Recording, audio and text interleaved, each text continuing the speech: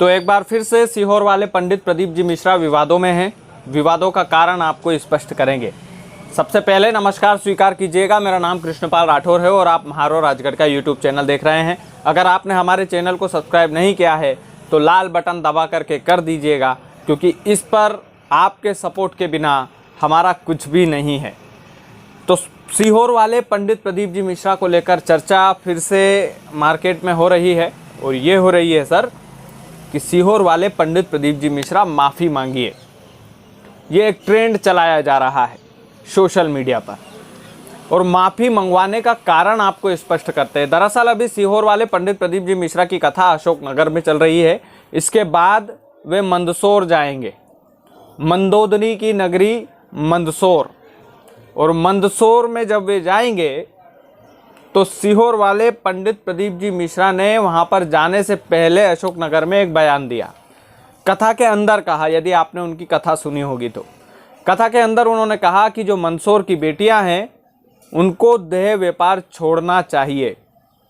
यानी कि सीहोर वाले पंडित प्रदीप जी मिश्रा ने स्पेशल मंदसौर को टारगेट किया और उनकी बेटियों जो देह व्यापार में संलिप्त हैं उनकी बेटियों से देह व्यापार को छोड़ने की मांग की।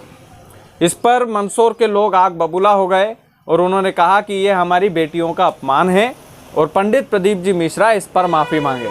अब मैं आप लोगों से पूछना चाहता हूं कि क्या पंडित प्रदीप जी मिश्रा ने एक गलत बयान दिया था? क्या पंडित प्रदीप जी मिश्रा ने ये गलत कहा था कि मंदसौर की बेटियों को देह व्यापार में जो बेटियां उलझी हुई है उनको देह व्यापार छोड़ना चाहिए? मुझे तो इसमें कुछ गलत नहीं लगता, ना ही कोई विरोध की बात लगती है।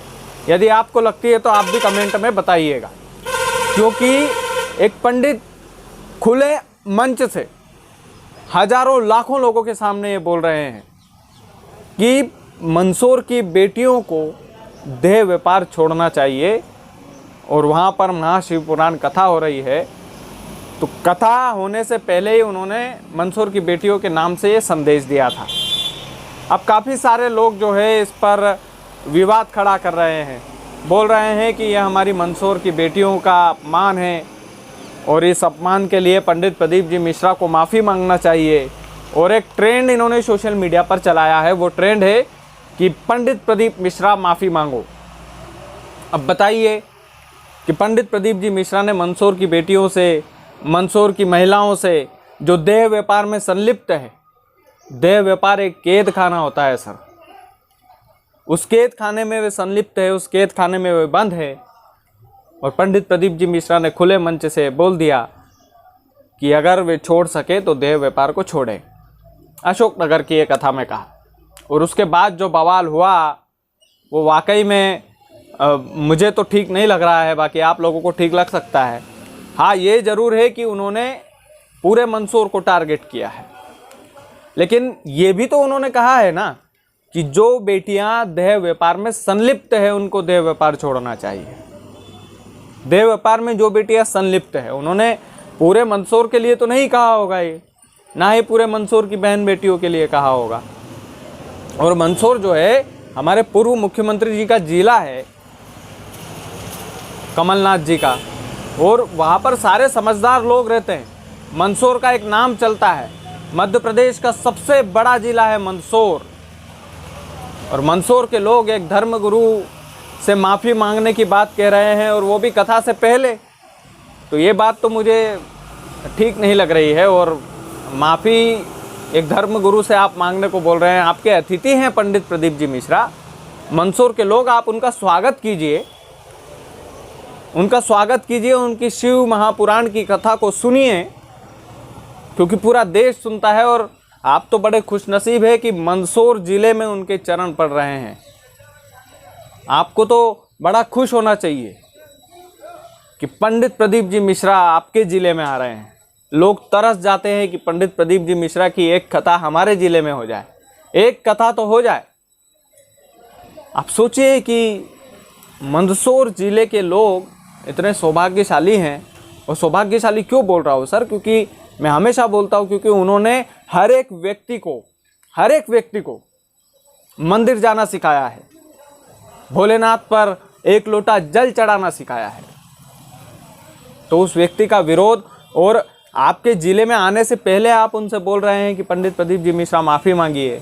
आपको तो स्वागत की तैयारी करना चाहिए इस समय।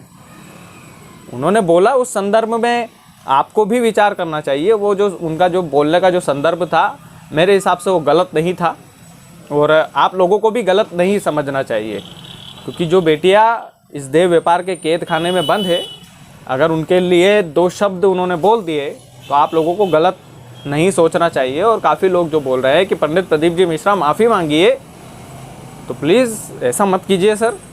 पंडित प्रदीप जी मिश्रा जो है वो एक बड़े कथावाचक है, अंतर्राष्ट्रीय कथावाचक है। लोगों को उन्होंने सुधारा है। आज से पहले कौन से पंडित ने ऐसा कर दिया था कि 1 लोटा जल लेकर के महिलाएं मंदिर में चल पड़ती थी? आप बताइए, एक आध का नाम बता दीजिए कि फलाने पंडित जी ने कर दिया था, मंदिर जाना लोगों को सिखा दिया था। नहीं सिखाया था। तो आप भी सर स्वागत कीजिए। पंडित प्रदीप जी मिश्रा मंदसौर की धरती पर आ रहे हैं, उनसे माफ़ी मांगने की बात मत कीजिए। हमारी यही गुजारिश है, आप लोगों से हाथ जोड़कर गुजारिश है। पंडित प्रदीप जी मिश्रा ने जिस संदर्भ में कहा है, वो संदर्भ मुझे तो कहीं किसी एंगल से गलत नहीं लगता। अगर आपके आत्मसम्मान पर ठेस पहुंची है तो आप उनसे पर्सनल में मिलिए, पर्सनल में बोलिए कि पंडित जी इसके लिए आप जो है मंदसौर की जनता बड़ी नाराज़ है, इस तरह की बातें मत कीजिए। यदि आपको पर्सनल, वैसे मुझे तो कुछ नहीं लगा इसमें। अगर देह व्यापार छोड़ने की बात कही है तो क्या गलत कहा है? बेटियों से ही तो कहा है, क्या गलत कहा है? तो पंडित प्रदीप जी मिश्रा के लिए बस इतना ही है। उनसे माफ़ी मत मंगवाइए मंदसौर के लोगों, उनका स्वागत कीजिए। बहुत बहुत धन्यवाद।